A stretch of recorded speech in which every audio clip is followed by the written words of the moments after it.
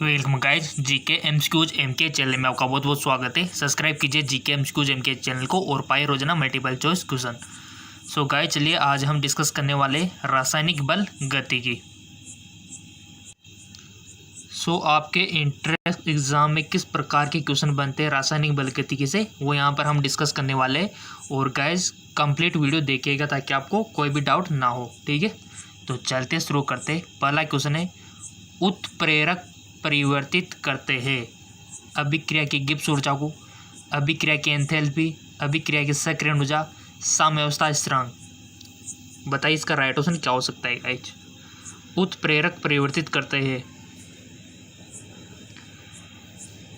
So simple इसका right option हो जाएगा अभिक्रिया की सक्रियण ऊर्जा को, ठीक है। अगला क्वेश्चन है कि उत्प्रेरक की उपस्थिति में अभिक्रिया के दौरान ऊष्मा का अवशोषण अथवा उत्सर्जन। अब चार ऑप्शन आपको दिए जा रहे हैं, तो आपको उनमें से डिस्कस करना है। आपके सामने ऑप्शन है कि बढ़ता है, घटता है, अपवर्तित रहता है, बढ़ अथवा घट जा सकता है। सो सिंपल इसका राइट ऑप्शन हो जाएगा अपवर्तित रहता है। नेक्स्ट क्वेश्चन है, रासायनिक अभिक्रिया की सक्रियण ऊर्जा को निर्धारित किया जा सकता है। रासायनिक अभिक्रिया की सक्रियण ऊर्जा को निर्धारित किया जा सकता है मानकता पर वेग नियतांक का निर्धारित करके, दो तापों वेग नियतांक का निर्धारित करके, या फिर संगठन की प्रायिकता का निर्धारित करके, या फिर उत्प्रेरक का प्रयोग करके।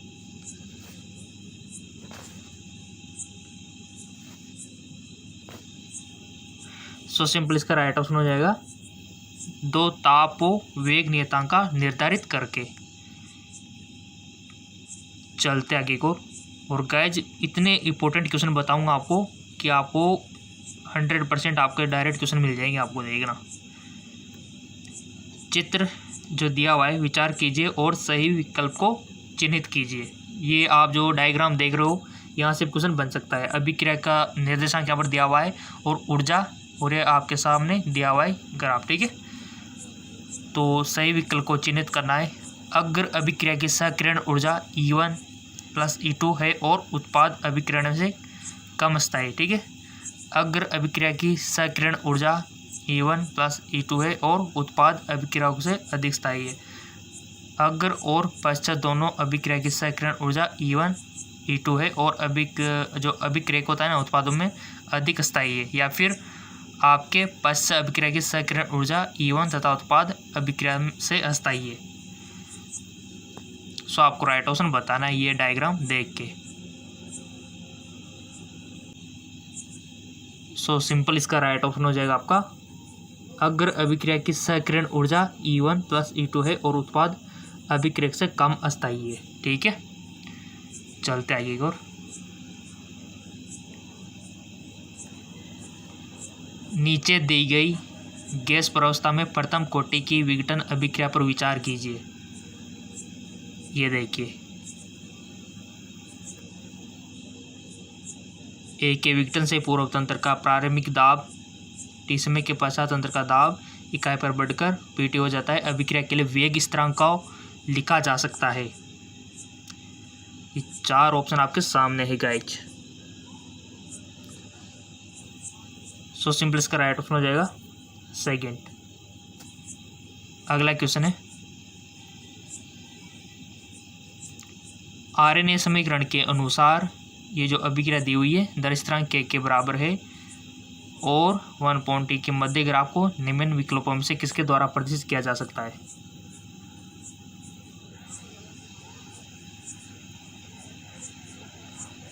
चार ऑप्शन आपके सामने गाइज। राइट ऑप्शन आपको चूज करना है। ध्यान से देखिएगा हर एक ग्राफ को, फर्स्ट, सेकंड, थर्ड, फोर्थ, और उसके बाद सही डिसीजन आपको लेना है। सो सिंपल इसका राइट ऑप्शन हो जाएगा फर्स्ट वाला हमारा राइट ऑप्शन हो जाएगा। अगला क्वेश्चन है,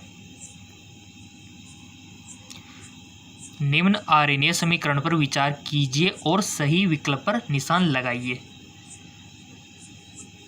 तो पहला दिया हुआ है कि अभिक्रिया स्थिरांक बढ़ती सहकरण ऊर्जा और घटते ताप के साथ चरकांतक से बढ़ होता है, या फिर अभिक्रिया स्थिरांक बढ़ती सहकरण ऊर्जा और घटते ताप के साथ कम होता है। अभिक्रिया दर स्थिरांक घटती सहकरण ऊर्जा और घटते ताप के साथ चरकांतक बढ़ता है। अभिक्रिया दर स्थिरांक घटती सहकरण ऊर्जा और बढ़ते ताप के साथ चरकांतक से बढ़ता है।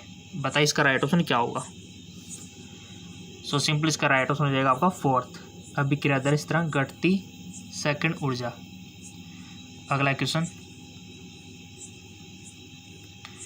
जिंक और तनु HCl की अभिक्रिया में बनी हाइड्रोजन के आयतन और समय के मध्य ग्राफ चित्र 4.2 में दिया है। इसके आधार पर सही उत्तर पर निशान लगाइए।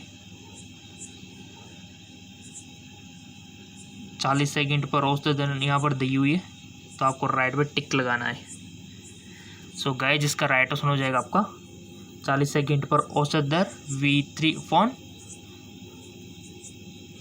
ठीक है। अगला क्वेश्चन है,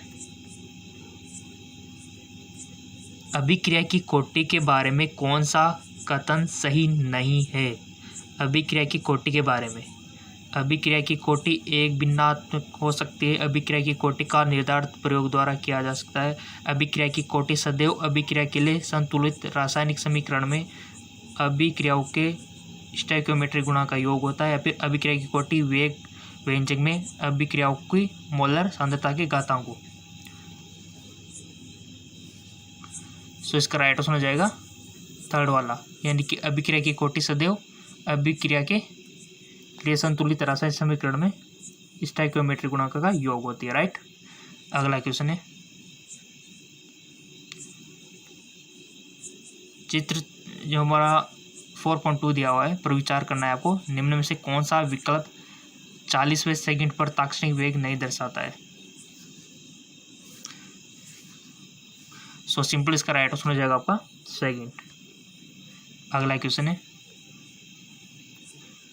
निम्न में से कौन सा कथन सही है। अभिक्रिया की दर समय व्यतीत होने के साथ कम हो जाती है क्योंकि अभिक्रिया की सांद्रता कम होने लगती है। अभिक्रिया की दर अभिक्रिया के दौरान हर समय एक सी रहती है। अभिक्रिया की दर ताप परिवर्तन पर निर्भर नहीं करती है, या फिर अभिक्रियाओं के जो सांद्रता बढ़ने से अभिक्रिया की दर कम हो जाती है। तो कौन सा कथन सही है गाइज। तो सिंपल इसका राइट ऑप्शन हमारा फर्स्ट वाला हो जाएगा, अभिक्रिया की दर समय व्यतीत होने के साथ कम हो जाती है क्योंकि अभिक्रियाओं की सांद्रता कम होने लगती है। अगला क्वेश्चन है आपका, गाइज हम चैप्टर वाइज कर रहे हैं। ठीक है। इससे पहले वाला हम विद्युत रसायन का कर चुके, उससे पहले हम विलयन वाला कर चुके, उससे पहले हम ठोस अवस्था वाला कर चुके। वीडियो नहीं देखा तो चैनल पे जाके देख लिया करो, किसी भी दिन मिस कर दिया हो ना आपने तो। अगला क्वेश्चन है आपका, नीचे दी गई अभिक्रिया की अभिक्रिया दर के लिए निम्न व्यंजकों में से कौन सा सही है। चार ऑप्शन आपके सामने है, सही डिसीजन आपको लेना है। जितनी गलतियां हो सके यहीं पर करो। इंट्रांस एग्जाम में, कंपटीशन एग्जाम में गलतियां मत करना, क्योंकि यहाँ आप सीखने के लिए आए हो। तो यहाँ पर टिक लगाना सीखो गाइज, आपकी प्रैक्टिस अच्छी होगी और उसके बाद जब भी आप एग्ज़ाम देने जाओगे वहाँ पर आप सही टिक लगा पाओगे। सो इसका राइट ऑप्शन ये हो गया थर्ड वाला। ठीक है गाइज, आप अपनी तरफ से कोई भी टॉपिक रख सकते हो। चैप्टर वाइज तो हम कर ही रहे, रोजाना चैप्टर वाइज चल रहे, लेकिन कोई भी इंपॉर्टेंट आपको टॉपिक पता हो ना तो कमेंट बॉक्स में लिख दिया करो, उसके ऊपर भी आपको बीच बीच में वीडियो मिल जाएगा। ठीक है, बट आपके व्यूज अच्छे खासे आने चाहिए। अगला सवाल है, निम्न में से कौन सा ग्राफ ऊष्माक्षेपी अभिक्रिया को प्रदर्शित करता है। ऊष्माक्षेपी, बताइए कौन सा ग्राफ, पहला वाला, दूसरा, तीसरा या फिर चौथा। तो यहाँ पर दिया हुआ है केवल ख या फिर केवल घ या फिर ख और घ दोनों। बताओ। राइट ऑप्शन आपको बताना है। सो गाइस सिंपल सी बात है, हमारा केवल ख ही सही है। ठीक है, अगला क्वेश्चन है,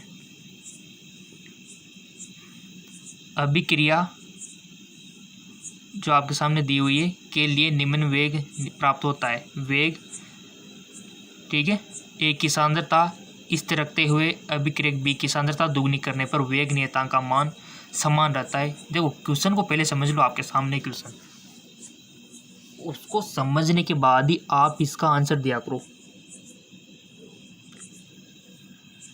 समझ लिया? और उसके बाद फिर 4 ऑप्शन पढ़ा करो। 4 ऑप्शन पढ़ने के बाद जो आपको लगता है कि ये तो नहीं हो सकता, क्रॉस लगा दिया करो। ये भी नहीं हो सकता, 2 में थोड़ा कंफ्यूजन हो, उसमें कंपेयर करके सही टिक लगाया करो। ठीक है ना? आई होप आपने लगा दिया होगा।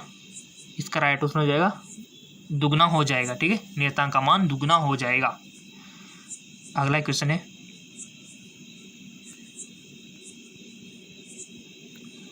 रासायनिक अभिक्रियाओं के संगत सिद्धांत के संबंध में निम्न में से कौन सा कथन गलत है?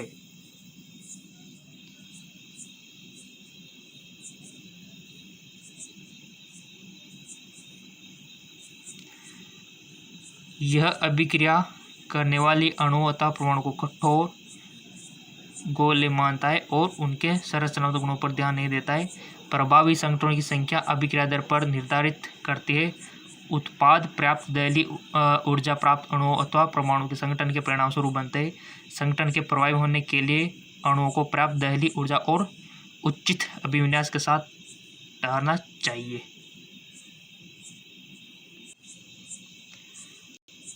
सो इसका राइट ऑप्शन आपका थर्ड वाला हो जाएगा। ठीक है, उत्पाद पर्याप्त दहलीय ऊर्जा प्राप्त अणुओं अथवा परमाणु के संगठन के परिणाम स्वरूप बनते हैं। अगला क्वेश्चन है, प्रथम कोटि की अभिक्रिया, ठीक है, 1.26 मल्टीप्लाई 10⁻14 इसमें 50% पूर्ण होती है। 100% पूर्ण होने में इससे कितना समय लगेगा? बहुत अच्छा क्वेश्चन है, मोस्ट इंपॉर्टेंट है, वेरी वेरी वेरी इंपॉर्टेंट है। ऐसे क्वेश्चन बनते हैं आपके।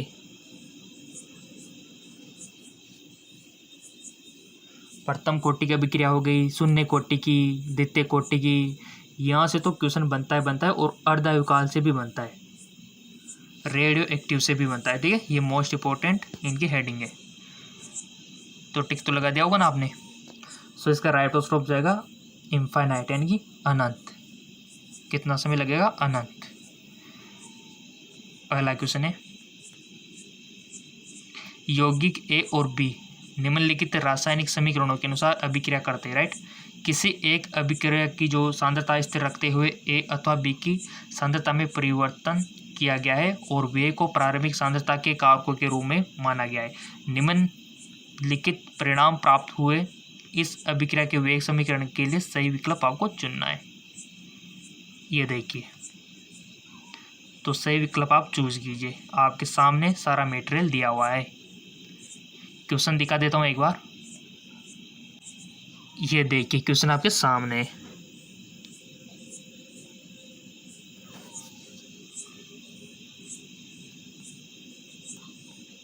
सो सिंपल, इसका राइट ऑप्शन आपका हो जाएगा सेकंड। ठीक है, सेकंड वाला आपका राइट ऑप्शन हो जाएगा। अगला क्वेश्चन है, उत्प्रेरक के लिए निम्न में से कौन सा कथन सही नहीं है? यह अग्र और पश्च दोनों अभिक्रियाओं को समान रूप से उत्प्रेरित करता है। यह अभिक्रिया का डेल्टा जी परिवर्तित कर देता है। यह वह पदार्थ है जो अभिक्रिया के साम्य स्थिरांक को परावर्तित नहीं करता। यह अभिक्रिया और उत्पादों की सैकड़ों ऊर्जा को कम करके वैकल्पिक क्रियाविधि देता है। तो उत्प्रेरक के लिए कौन सा कथन सही नहीं है?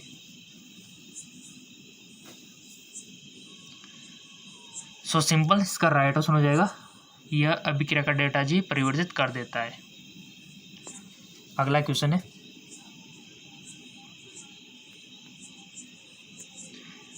एक छद्म प्रथम कोटि की अभिक्रिया के लिए वेग स्थिरांक का मान अल्प मात्रा में उपस्थित अभिक्रियाओं की सांद्रता पर निर्भर करता है, अधिक में उपस्थित अभिक्रियाओं की सांद्रता पर निर्भर करता है, फिर अभिक्रियकों की सांद्रता पर निर्भर नहीं करता, या फिर केवल ताप पर निर्भर करता है। बहुत अच्छा क्वेश्चन है। एक छद्म प्रथम कोटि की अभिक्रिया के लिए वेग स्थिरांक का मान तो इसका राइट ऑप्शन हो जाएगा आदिके में उपस्थित अभिक्रियाओं की सांद्रता पर निर्भर करता है। अगला क्वेश्चन है,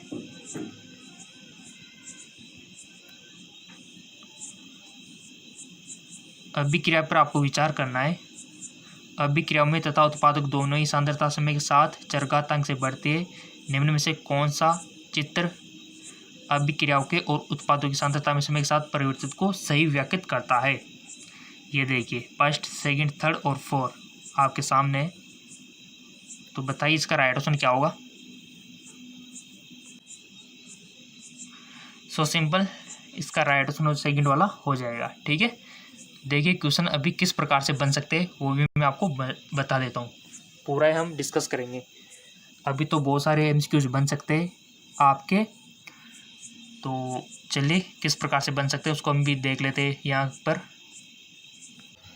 सो गाइस, जैसा कि आप स्क्रीन पे देख पा रहे होंगे, यहाँ से 100% क्वेश्चन बनता है।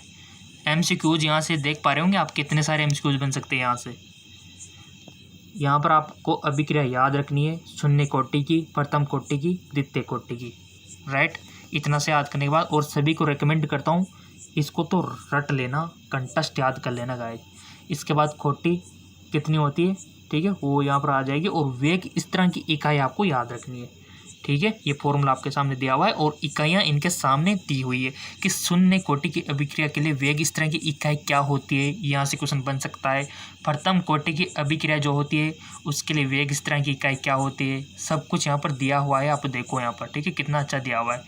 तो ये मात्रक आपको याद रखने, ठीक है। और ये फॉर्मूले हो गए, यहाँ से हर एक चीज़ इंपॉर्टेंट है। ये टेबल चाहे तो आप इसका स्क्रीनशॉट ले सकते हो। इस टेबल से 10-15 क्वेश्चन बन रहे अभी यहाँ के आई एमसीक्यूज के, और ऐसे तो एमसीक्यूज बनते हैं आपके यहाँ से तो आपकी एनसीईआरटी से, ठीक है। तो सबको रिकमेंड करता हूँ कि शून्य, अभी जो शून्य कोटि की अभिक्रिया है, प्रथम कोटि की अभिक्रिया, द्वितीय कोटि की अभिक्रिया, इनके जो यहाँ पर वेग इस तरह की इकाइयाँ दी हुई है, फॉर्मूला दिया हुआ है, इनको याद करना है, ठीक है। प्रॉमिस करना है आपको। उसके बाद नेक्स्ट जो आपका आता है, देखो कोटि यहाँ पर दी हुई है, अभिक्रिया का प्रकार क्या रहेगा, ठीक है। उसके बाद अवकल वेग नियम और समाकलन वेग नियम, यहाँ से भी क्वेश्चन बनता है। और सरल रेखा आलेख यहाँ पर दिया हुआ है। और अर्धायु इंपॉर्टेंट, यहाँ से तो क्वेश्चन बनता है अर्धायु से। तो शून्य के लिए क्या होगा, प्रथम कोटि के लिए क्या होगा, अर्धायु उनके लिए कौन सा फॉर्मूला अप्लाई करना है, ये चीज़ यहाँ पर से आपको याद रखनी है। और इकाइयाँ यहाँ पर दी हुई सांद्रता, ठीक है। तो ये इकाइयाँ बहुत इंपॉर्टेंट है, डायरेक्ट क्वेश्चन पूछ लिया जाता है कि इसकी इकाई क्या होगी, ठीक है। तो ये तो आपको याद ही रखना पड़ेगा, कैसे भी याद रखो आप, ज़्यादा कुछ नहीं है। देखो 2-3 ही तो है, तो उनको तो आप इजीली याद रख सकते हो। और गाइज 100% क्वेश्चन बनते हैं। बहुत सारे फिर एग्ज़ाम देने के बाद कमेंट करते सर क्वेश्चन आए नहीं, तो क्वेश्चन तो आपको तब आएंगे जब आप वहाँ से इनको याद करोगे। और इन सारणी, इन टेबल से क्वेश्चन बनेंगे आपके, देखना। तो वो पहले वाली जो मैंने बताई थी उसको एक तो याद करना है, उसके बाद ये सेकंड वाली टेबल आपको याद करनी है, ठीक है। इसके बाद और चलते आगे। और गाइस जो पूरा सारांश पढ़ने के बाद, वो पूरा 2 टेबल पढ़ने के बाद ये सारांश अवश्य पढ़ लेना, यहाँ से क्वेश्चन बनेंगे आपके, राइट। तो इसी प्रकार के क्वेश्चन बनते हैं। जो दोनों टेबल मैंने बताए उनको याद कर लेना, और जो एमसीक्यूज बताए उनको याद कर लेना। और जो भी फॉर्मूले बन सकते हैं ना आपके इस चैप्टर से, बस उनको देख लेना, आपका काम बन गया। ऐसे नियम से चलोगे तो आप ज़रूर सफल होगे, ठीक है, सिलेबस के अकॉर्डिंग। तो मैंने आपको बता दिया है। और ऐसे चैप्टर वाइज हम करते रहेंगे, बट बीच बीच में कोई भी इंपॉर्टेंट चैप्टर हमको मिल गया ना, जैसे कोई इंपॉर्टेंट टॉपिक हमको मिल गया, पादप हार्मोन का मिल गया, मानव हार्मोन का मिल गया, विटामिन का और ज़्यादा मिल गया, ठीक है, और रोगों का मिल गया, टीकाकरण का मिल गया, तो वो मैं अभी उसी टाइम पे आपको वीडियो बना के अपलोड कर दूँगा, ठीक है। तो हम चैप्टर वाइज चल रहे हैं। और हमारा जो जेके लॉन जॉब चैनल है उसको फॉलो कर सकते हो, वहाँ पर भी हम एमसीक्यूज करवाते हैं, ठीक है, इंग्लिश और हिंदी मीडियम में। तो उसका लिंक नीचे डिस्क्रिप्शन में दिया हुआ है, जाके फॉलो कर सकते हो। ओके, धन्यवाद। और मैं आप सभी को बोलूँगा वीडियो आप पूरे देखो। चैनल पे जाके नीचे जीके एमसीक्यूज एमके लिख रहा होगा, उस पर क्लिक करो, आप क्लिक तो करो, आपके सामने कुछ इस प्रकार का इंटरफेस ओपन होगा। सो इस प्रकार का पेज ओपन होगा, जीके एमसीक्यूज एमके पे क्लिक करोगे लोगो पे, तो वीडियो को सेक्शन पे आपको जाना है। और यहाँ से वीडियो आप देख सकते हो, सारे वीडियो आपके सामने।